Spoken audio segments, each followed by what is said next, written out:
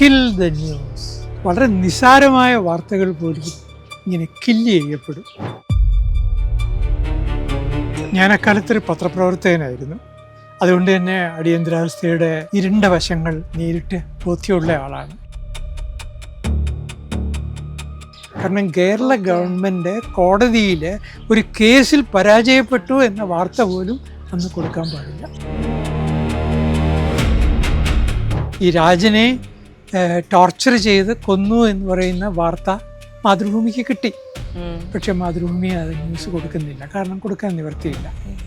ഇന്ന് മാത്രമല്ല, RECയിലെ കുട്ടികൾ പ്രൊട്ടസ്റ്റ് ചെയ്തു എന്ന് പറയുന്ന വാർത്തയും മാതൃഭൂമിക്ക് കിട്ടി. അന്ന് എത്രയെത്ര നിരപരാധികളാണ് ഈ അടിയന്തരാവസ്ഥ കാലത്ത് പോലീസുകാരുടെ നായാട്ടിന് വിധേയരായിട്ടുള്ളത്. അദ്ദേഹത്തിന്റെ മകൻ എന്തായിരുന്നു സംഭവിച്ചത്? അദ്ദേഹത്തിന്റെ ലോക്കപ്പിൽ വെച്ച് ഉരുട്ടി കൊല്ലുകയായിരുന്നു ചെയ്തത്. ഇന്ദിരാഗാന്ധി ആരാണ്? മഹത്തായ ജനാധിപത്യ മൂല്യങ്ങൾ പ്രായോഗികമായി നടപ്പിലാക്കുവാൻ ആത്മാർത്ഥമായി ശ്രമിച്ച മഹാനായ ജവഹർലാൽ നെഹ്റുവിൻ്റെ മകളാണ്. പത്രപ്രവർത്തനം എന്ന് പറയുന്നത് നമ്മുടെ ജനാധിപത്യത്തിൻ്റെ അവിഭാജ്യ ഘടകങ്ങളിലൊന്നാണ്. ഇന്ത്യയിലുണ്ടായ അടിയന്തരാവസ്ഥ കാലം എന്ന് പറയുന്നത് ഇന്ത്യയുടെ ചരിത്രത്തിലെ തന്നെ കറുത്ത ഏടായിട്ടാണ് പലപ്പോഴും എല്ലായ്പ്പോഴും രേഖപ്പെടുത്തിയിട്ടുള്ളത്. അത് ഇന്ദിരാഗാന്ധിയുടെ ഏകാധിപത്യത്തിന്റെ ബാക്കി പത്രമാണ് എന്നൊക്കെ. ശരിക്കും എന്താണ് സംഭവിച്ചത്? ഞാൻ അക്കാലത്തൊരു പത്രപ്രവർത്തകനായിരുന്നു. അതുകൊണ്ട് തന്നെ അടിയന്തരാവസ്ഥയുടെ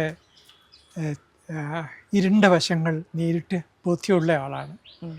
ഞാൻ മാതൃഭൂമിയിലെ ഒരു പത്രാധിപ ട്രെയിനിയായിട്ട് ജോലി ചെയ്യുന്ന കാലത്താണ് ഈ എമർജൻസി 1975-77 കാലത്തിൽ ആണ് അവിടെ ഞാൻ ജോലി ചെയ്യുന്നത്. അപ്പോൾ അവിടെ ഈ പല വാർത്തകളും ഞങ്ങൾക്ക് ഡെസ്കിൽ വരും. PTI ആണ് വരുന്നത്. PTI ടെലിപ്രിൻ്ററിൽ അടിച്ചു വരുന്ന വാർത്ത ഞങ്ങൾ ട്രാൻസ്ലേറ്റ് ചെയ്ത് കൊടുക്കാനായിട്ട് കൊടുക്കുമ്പോൾ ഉടനെ തന്നെ പുറകെ മെസ്സേജ് വരും, കിൽ ദ ന്യൂസ്. ഇന്നത്തെ ആളുകൾക്കത് മനസ്സിലാവില്ല. വളരെ നിസ്സാരമായ വാർത്തകൾ പോലും ഇങ്ങനെ കില്ല് ചെയ്യപ്പെടും. സെൻസറുണ്ട്, ഗേറ്റ് കീപ്പിംഗ് ഉണ്ട്. അതായത് ഇപ്പോൾ സെൻസർ എന്ന് പറഞ്ഞാൽ പബ്ലിക് റിലേഷൻസ് ഡിപ്പാർട്ട്മെൻറ്റിലെ ഒരു ഉദ്യോഗസ്ഥനെയാണ് അതിന് ചുമതലപ്പെടുത്തിയിരിക്കുന്നത്. അദ്ദേഹം അത് വായിച്ചിട്ട് ഈ വാർത്ത കൊടുക്കണോ വേണ്ടയോ എന്ന് തീരുമാനിക്കുന്നതിന് മുമ്പായിരിക്കും ടെലിപ്രിൻ്റർ വഴി ഈ വാർത്ത വരുന്നത്. ഞാനൊരു ചെറിയ ഉദാഹരണം പറയാം. ഇരിങ്ങാലക്കുട കൂടൽമാണിക്യ ക്ഷേത്രത്തിലെ തച്ചുടയ കൈമൾക്ക് എതിരായ ഒരു കേസ്. ആ കേസിൽ തച്ചുടയ കൈമൾ ജയിച്ചു. Kerala government versus Thachudaya Kaimal. ഈ കേസിൽ തച്ചുടയ കൈമൾ ജയിച്ചു, കേരള ഗവൺമെൻറ് പരാജയപ്പെട്ടു. ഈ വാർത്ത ഞാൻ പരിഭാഷപ്പെടുത്തുകയാണ്. ഉടനെ തന്നെ പറയുകയാണ്, കിൽ ദ ന്യൂസ്. കാരണം കേരള ഗവൺമെൻറ് കോടതിയിൽ ഒരു കേസിൽ പരാജയപ്പെട്ടു എന്ന വാർത്ത പോലും അന്ന് കൊടുക്കാൻ പാടില്ല. അങ്ങനെ ഇരിക്കെയാണ് ഈ ഈശ്വരവാര്യരെ പരിചയപ്പെടുന്നത്. ഈശ്വരവാര്യർ അന്ന് ഗവൺമെൻറ് ആർട്സ് കോളേജിലെ ഹിന്ദി പ്രൊഫസറാണ്. അപ്പോൾ അദ്ദേഹം മാതൃഭൂമിയിൽ വരികയാണ്. പഴയ സ്വാതന്ത്ര്യ സമര സേനാനിയാണ് ഈശ്വരവാര്യർ. ഖദറേ ധരിക്കുകയുള്ളൂ. അദ്ദേഹത്തിന് KP കേശവമേനോനെ നേരിട്ടറിയാം, മാതൃഭൂമിയിലെ പലരെയും നേരിട്ടറിയാം. എങ്കിലും അദ്ദേഹം മാതൃഭൂമിയിൽ വരുന്നത് സാദിരി കോയ എന്ന് പറയുന്ന അവിടുത്തെ പ്രാദേശിക റിപ്പോർട്ടറെ കാണാൻ വേണ്ടിയിട്ടാണ്. അദ്ദേഹത്തിന് അന്ന് ഉന്നത കേന്ദ്രങ്ങളിൽ ഭരണകേന്ദ്രങ്ങളുമായിട്ട് നേരിട്ട് ബന്ധമുണ്ട്. അതുകൊണ്ടാണ് അദ്ദേഹം ഈ സാദിരി കോയയ്ക്ക് എന്തെങ്കിലും, അദ്ദേഹത്തിൻ്റെ മകൻ RECയിൽ വിദ്യാർത്ഥിയാണ്, രാജൻ എന്നാണ് പേര്. ഈ രാജനെ അറസ്റ്റ് ചെയ്ത് കൊണ്ടുപോയിരിക്കുകയാണ്. പക്ഷേ അറസ്റ്റ് ചെയ്തോന്ന് ചോദിച്ചപ്പോൾ ഞങ്ങളുടെ രേഖയിലില്ലെന്നാണ് പറയുന്നത്. അപ്പോൾ അതിൽ അദ്ദേഹത്തിനൊരു ദുരൂഹത തോന്നി. അപ്പോൾ അതിൻ്റെ സത്യസ്ഥിതി അറിയാനായിട്ടാണ് അദ്ദേഹം വരുന്നത് മാതൃഭൂമിയിൽ. അപ്പോൾ അദ്ദേഹത്തിന് എന്നെ പരിചയമുണ്ട്. എൻ്റെ അച്ഛൻ്റെ സഹ അധ്യാപകനായിരുന്നു മഹാരാജാസ് കോളേജിൽ. അതുകൊണ്ട് എന്നെ വന്ന് കാണും. കണ്ടിട്ട് പറഞ്ഞ, ശശിഭൂഷൺ, ഈ സാദിരി കോയയോട് ഒന്ന് ചോദിക്കണം എന്താണ് നടന്നത്. എൻ്റെ മനസ്സ് പറയുന്നു അവനെന്തോ റിവോൾട്ട് ചെയ്തപ്പോൾ അവനെ പോലീസുകാർ കഠിനമായി മർദ്ദിച്ചിരിക്കണം. ആ മർദ്ദിച്ചതിൽ കയ്യോ കാലോ ഒടിഞ്ഞ് എവിടെയോ കിടപ്പുണ്ട് ഹോസ്പിറ്റലിൽ. അതുകൊണ്ടാണ് അവർ ഈ കള്ളം പറയുന്നത് എന്ന് ഈശ്വര വാര്യർ പറഞ്ഞു. ഞാൻ ഈ ഒരു ചെറിയ സംഭവം പറയുന്നത് അന്ന് എത്രയെത്ര നിരപരാധികളാണ് ഈ അടിയന്തരാവസ്ഥക്കാലത്ത് പോലീസുകാരുടെ നായാട്ടിന് വിധേയരായിട്ടുള്ളത് എന്ന് കാണിക്കാൻ വേണ്ടിയിട്ടാണ്. തീർച്ചയായിട്ടും അടിയന്തരാവസ്ഥയിലേക്ക് ഗവൺമെൻറ് അദ്ദേഹത്തിന്റെ മകൻ എന്തായിരുന്നു സംഭവിച്ചത്? അദ്ദേഹത്തിൻ്റെ ലോക്കപ്പിൽ വെച്ച് ഉരുട്ടി കൊല്ലുകയായിരുന്നു ചെയ്തത് എന്ന് മാത്രമല്ല, അത് കഴിഞ്ഞിട്ട് ഞാൻ ബാക്കിയും കൂടി വേണമെങ്കിൽ പറയാം. അത് അന്വേഷിക്കാനായിട്ട് ഈ ന്യൂസ് മാതൃഭൂമി പബ്ലിഷ് ചെയ്യുന്നില്ല. ഈ രാജനെ ടോർച്ചർ ചെയ്ത് കൊന്നു എന്ന് പറയുന്ന വാർത്ത മാതൃഭൂമിക്ക് കിട്ടി. പക്ഷെ മാതൃഭൂമി അത് ന്യൂസ് കൊടുക്കുന്നില്ല, കാരണം കൊടുക്കാൻ നിവർത്തിയില്ല. എന്ന് മാത്രമല്ല, RECയിലെ കുട്ടികൾ പ്രൊട്ടസ്റ്റ് ചെയ്തു എന്ന് പറയുന്ന വാർത്തയും മാതൃഭൂമിക്ക് കിട്ടി. പക്ഷെ ആ വാർത്തയും മാതൃഭൂമി കൊടുക്കുന്നില്ല. അതിന് പകരം പോലീസ് ഒരു വെർഷൻ ഉണ്ടാക്കി.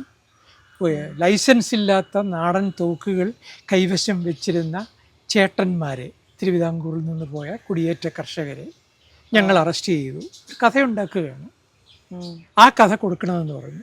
അത് മാതൃഭൂമി കൊടുത്തില്ല. അങ്ങനെ മാതൃഭൂമി ചെയ്യില്ല, പോലീസ് ഉണ്ടാക്കി കൊടുക്കുന്ന കഥ.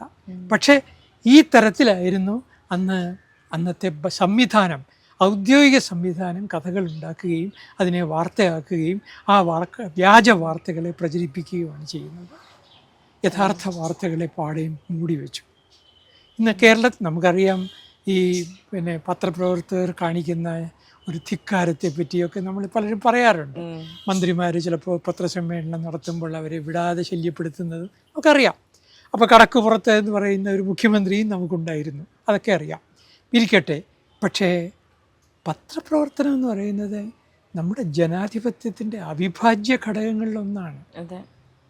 അപ്പോൾ ആ അവിഭാജ്യ ഘടകത്തിന് സ്വതന്ത്രമായി പ്രവർത്തിക്കുന്നതിന് ഈ അടിയന്തരാവസ്ഥ കാലത്ത് സാധിച്ചിരുന്നില്ല. അവിടെയാണ് അപ്പോൾ സത്യത്തിൽ ചുറ്റുപാടുകളിൽ എന്ത് നടന്നു എന്ന് അറിയുന്നില്ല. ആരറിയുന്നില്ല? ഭരണാധികാരികൾ അറിയുന്നില്ല. രാജ്യം ഭരിച്ചിരുന്ന പ്രധാനമന്ത്രി അറിയുന്നില്ല. അതുകൊണ്ടാണ്, അറിയാത്തത് കൊണ്ടാണ് 1977 മാർച്ചിലെ ഇലക്ഷൻ പ്രഖ്യാപിക്കുന്നത്. ആ ഇലക്ഷനിൽ ബഹുഭൂരിപക്ഷത്തോടുകൂടി വീണ്ടും അധികാരത്തിൽ പ്രധാനമന്ത്രിയായിരുന്ന ഇന്ദിരാഗാന്ധി വരുമെന്നാണ് ഇൻ്റലിജൻസ് ഡിപ്പാർട്ട്മെൻറ്റ് റിപ്പോർട്ട് ചെയ്തത്. പാടെ പരാജയപ്പെട്ടു. ഒരു പാർട്ടി ഫോം ചെയ്തിരുന്നില്ല, ജനതാ പാർട്ടി. 3 വ്യത്യസ്ത പാർട്ടികൾ, സ്വതന്ത്ര പാർട്ടി, ഭാരതീയ ജനസംഘ് എന്ന് പറയുന്ന പാർട്ടി, അതുപോലെ 3 പാർട്ടികൾ, പിന്നെ കോൺഗ്രസിൽ നിന്ന് ഡിഫെക്റ്റ് ചെയ്ത് വന്നിട്ടുള്ള ഗ്രൂപ്പ്. ഇവരെല്ലാവരും കൂടി ചേർന്നിട്ടാണ് സംഘടനാ കോൺഗ്രസ്, ജനസംഘ്, സ്വതന്ത്ര പാർട്ടി. ഇത് കൂടാതെ ഡിഫെക്റ്റ് ചെയ്ത് വന്നവർ, ഇവരെല്ലാവരും കൂടെ ചേർന്ന് ജനതാ പാർട്ടി. ആ ജനതാ പാർട്ടി അതിഭീകരമായ ഭൂരിപക്ഷത്തിൽ ജയിക്കുകയാണ്. ഇൻ്റലിജൻസ് ഡിപ്പാർട്ട്മെൻറ്റ് പറഞ്ഞതിന് ഘടകവിരുദ്ധമായിട്ട്. അതിന് കാരണം എന്താണ്? ഞാൻ ഭരണാധികാരിയെ കുറ്റപ്പെടുത്തുകയല്ല. ഇന്ദിരാഗാന്ധി ആരാണ്? മഹത്തായ ജനാധിപത്യ മൂല്യങ്ങൾ പ്രായോഗികമായി നടപ്പിലാക്കുവാൻ ആത്മാർത്ഥമായി ശ്രമിച്ച മഹാനായ ജവഹർലാൽ നെഹ്റുവിൻ്റെ മകളാണ്. ജനാധിപത്യത്തെപ്പറ്റി അറിയാത്ത ആളല്ല. പക്ഷേ റോങ് അഡ്വൈസേഴ്സ്, സ്തുതിപാഠകന്മാരായിട്ടുള്ള അഡ്വൈസേഴ്സ് ഉണ്ടായിരുന്നു. ആ അഡ്വൈസേഴ്സാണ് ഇന്ദിരാഗാന്ധിക്ക് തെറ്റായ ഉപദേശങ്ങൾ കൊടുത്തത്. അവരാണ് ഇന്ത്യ എന്നാൽ ഇന്ദിരയാണ് എന്ന് പറയുന്ന സ്തുതിഗീതങ്ങൾ പാടിയത് അല്ലേ? അവരെ നിയന്ത്രിക്കുന്നതിനാണ് സാധിക്കാത്തത്. അന്നത്തെ കാലത്ത് നമുക്കറിയാം, അതിൻ്റെ പശ്ചാത്തലം അറിയാം. VR കൃഷ്ണയ്യരുടെ കോടതിയിൽ വരികയാണ്. അപ്പോൾ തിരഞ്ഞെടുപ്പിൻ്റെ കേസുമായിട്ടാണ് വരുന്നത്. അപ്പോൾ ആ കേസിൻ്റെ ഒരു ഘട്ടത്തിൽ ആ വിധി വരുന്നു. ആ വിധിയെ മറികടക്കാൻ വേണ്ടിയിട്ടാണ് എമർജൻസി പ്രഖ്യാപിക്കുന്നത്. വാസ്തവത്തിൽ ആ വിധിയെ മറികടക്കാൻ ശ്രമിക്കാതിരുന്നുവെങ്കിലും ഇന്ദിരാഗാന്ധി തന്നെ നാളെ തിരിച്ചു വരുമായിരുന്നു. കാരണം അത്രയ്ക്ക് ഒരേ സമയത്ത് ബാങ്ക് നാഷണലൈസേഷൻ പോലെയുള്ള ജനകീയ നടപടികളിൽ കൂടി ജനങ്ങൾക്ക് പ്രിയപ്പെട്ട ഒരു ഭരണാധികാരിയായിട്ട് മാറി. ഗരീബി ഹഠാവോ എന്ന് പറയുന്ന ആ മുദ്രാവാക്യത്തിൽ ഉള്ള ഒരു മനുഷ്യ സ്നേഹത്തിൻ്റെ വംശത്തിനെ നമ്മൾ നിസ്സാരമായി കാണുന്നില്ല. പക്ഷേ സ്തുതിപാഠകന്മാരാണ് ഇതെല്ലാം തെറ്റിക്കുന്നത്. അങ്ങനെ എമർജൻസി പ്രഖ്യാപിക്കുന്നു. ആ എമർജൻസിയിൽ കൂടി ജനതാ പാർട്ടി അധികാരത്തിൽ വരുന്നു. അവർ വളരെ പെട്ടെന്ന് അൺപോപ്പുലർ ആവുന്നു. അവർ തമ്മിൽ കസേര കളിക്കുന്നു. ആ കസേര കളിയെ ജനങ്ങൾ മടുക്കുന്നു. അവർക്കെതിരായിട്ടുള്ള വിധി അവർ പോലും പ്രതീക്ഷിച്ചതിനേക്കാൾ വേഗത്തിൽ ഉണ്ടാകുന്നു.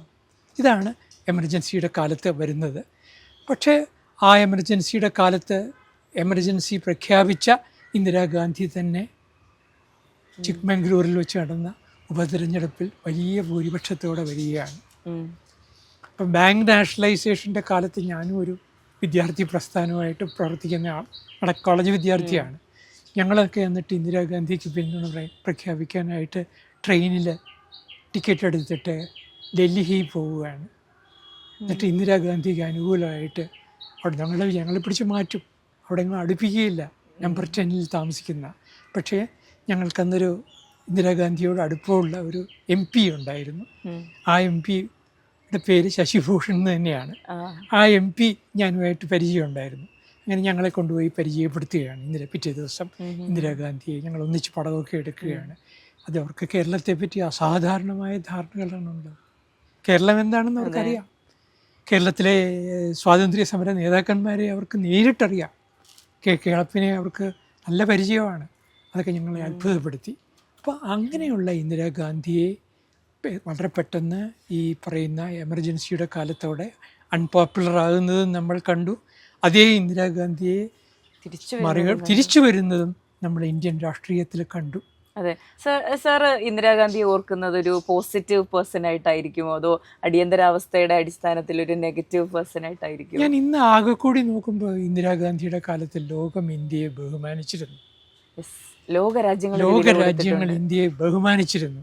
തീർച്ചയായിട്ടും അവർ പ്രതിപക്ഷങ്ങളോട് കാണിച്ചിരുന്ന ജനാധിപത്യ വിരുദ്ധമായ നടപടികളോട് യോജിക്കുന്നില്ല. വിശേഷിച്ച് ജയപ്രകാശ് നാരായണനോട് കാണിച്ചതൊക്കെ അതിര് കടന്നുപോയി എന്ന് വിശ്വസിക്കുന്നു. പക്ഷേ ലോകത്തിൻ്റെ മുമ്പിൽ ഇന്ത്യക്ക് അക്കാലത്ത് തലയുയർത്തി നിൽക്കുവാൻ സാധിച്ചിരുന്നു. അതൊരു സത്യമല്ലേ? അതെ. ആ സത്യത്തെ നമുക്ക് മായ്ച്ചു കളയാൻ പറ്റുമോ? ഇല്ല. അത് തന്നെയാണ് ഇന്ദിരാഗാന്ധിയെ പറ്റിയുള്ള ആകെക്കൂടിയുള്ള വിലയിരുത്തൽ.